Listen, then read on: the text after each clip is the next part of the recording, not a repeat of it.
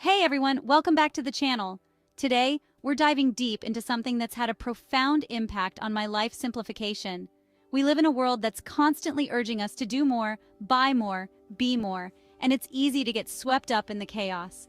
Today, I'm going to share with you 11 things I quit to simplify my life. If you're into minimalism, slow living, or self-care, this video is for you. The first thing I quit, and this was a big one, was social media. I realized I was spending hours each day scrolling through feeds, comparing myself to others, and feeling inadequate. It became an endless cycle of envy and self-doubt. When I stepped away from social media, I noticed an immediate shift. I had more time for myself, for my passions, for the people right in front of me. The constant pressure to present a curated version of my life vanished, and I could finally breathe. It wasn't about disappearing completely, but about being intentional with my time and energy. I started focusing on real-life connections, meaningful conversations, and experiences that truly mattered. Quitting social media allowed me to reclaim my time and attention, and it was incredibly liberating.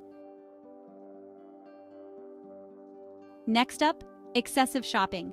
I used to be that person who was constantly buying new things, thinking it would bring me happiness. But the truth is, it was just clutter. Clutter in my physical space and clutter in my mind. I realized that true fulfillment didn't come from material possessions, but from experiences, relationships, and personal growth. So I started being more mindful about my purchases. I asked myself, do I really need this? Or will this truly add value to my life? Most of the time, the answer was no. I started embracing a minimalist mindset, focusing on quality over quantity, and investing in experiences rather than things. This shift not only simplified my physical space, but also brought a sense of peace and clarity to my life. This one was tough, but so necessary. I quit toxic relationships. These were relationships that drained my energy, brought me down, and left me feeling emotionally exhausted. It was a process of recognizing the negative impact these relationships were having on my well-being and making the conscious decision to let go. It wasn't about holding grudges, but about prioritizing my own mental and emotional health. Letting go of toxic relationships created space for healthier, more fulfilling connections to blossom. I learned the importance of setting boundaries, communicating my needs, and surrounding myself with people who uplifted and supported me.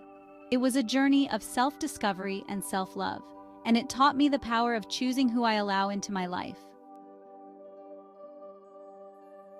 Chapter 4: Overworking. Finding balance for a fulfilling life.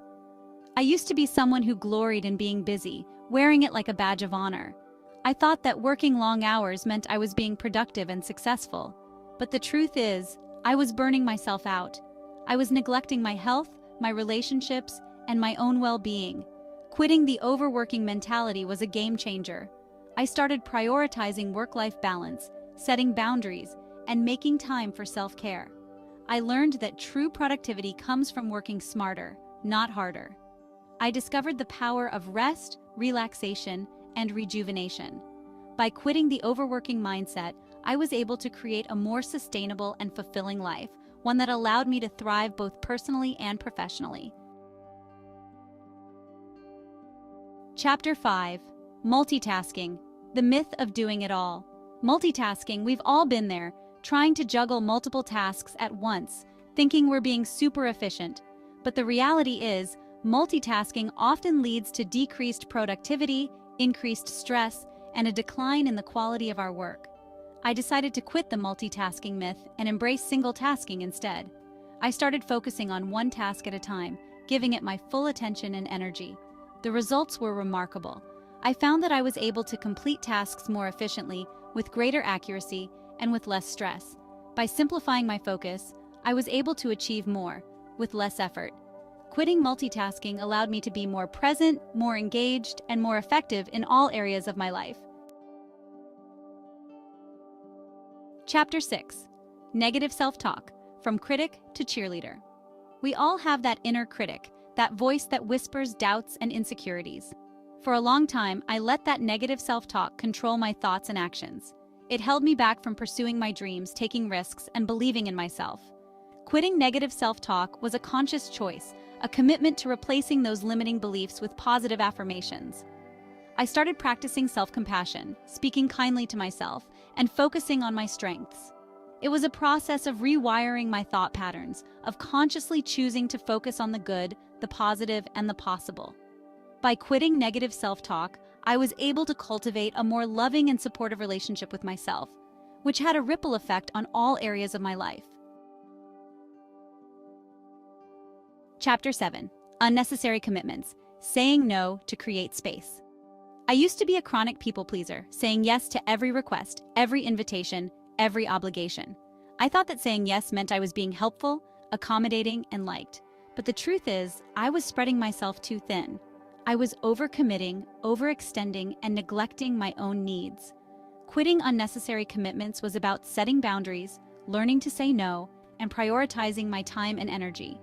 It was about recognizing that my time and energy are valuable resources, and it's okay to protect them. By saying no to the things that didn't align with my values, goals, or well-being, I created space for the things that truly mattered. It was a liberating experience, and it allowed me to live a more intentional and fulfilling life. Chapter 8. Clutter. Creating a calm and organized space. Clutter. It accumulates quickly. The piles of paper, the overflowing drawers, the "I'll deal with it later" corners. Clutter isn't just physical, it's mental too. The endless to-do lists, unfinished projects, and overwhelming disorganization. Decluttering was transformative. I started with my physical space, getting rid of anything I didn't use, need, or love. Then I tackled the mental clutter. I organized my tasks, prioritized my to-do list, and broke down large projects. Creating a calm and organized space brought peace and clarity to my life. It allowed me to focus on what truly mattered and to live with more intention.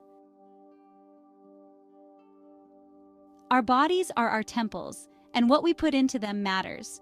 For years, I had a diet heavy on processed foods, sugary drinks, and unhealthy snacks. Quitting processed foods was a gradual process, but it was one of the best decisions I ever made. I started incorporating more whole, unprocessed foods into my diet. I learned to cook more meals at home, using fresh, wholesome ingredients. I had more energy, my digestion improved, and I felt lighter and healthier overall. In today's digital age, we're constantly bombarded with entertainment options. Television, movies, social media, streaming services, the list goes on and on. I realized I was engaging in a lot of mindless consumption. So I decided to quit mindless entertainment and be more intentional. I started by limiting my screen time and being more selective. I made time for activities that engaged my mind: reading, writing, learning new skills. By quitting mindless entertainment, I created space for growth and personal enrichment. Perfectionism. The relentless pursuit of flawlessness, the need to get everything just right, the fear of making mistakes. For a long time, perfectionism held me back. It prevented me from taking risks, putting myself out there, and embracing new challenges. I realized that perfectionism is an illusion, an unattainable standard that only leads to disappointment and self-criticism. So I decided to quit perfectionism and embrace imperfection. I started giving myself permission to make mistakes, to learn from my failures, and to grow from my experiences. I learned that true growth and progress come from embracing the messy, imperfect journey, not from striving for an unattainable ideal. Quitting perfectionism was a liberating experience. It allowed me to be more compassionate with myself, to take more risks, and to live a more authentic and fulfilling life. Thanks for watching. If you found this video helpful, please give it a thumbs up and subscribe for more content on minimalism, slow living, and self-care. Remember, simplifying your life is a journey, not a destination. It's about identifying what truly matters to you and creating a life that aligns with your values. Let me know in the comments what you've quit to simplify your life. See you in the next video.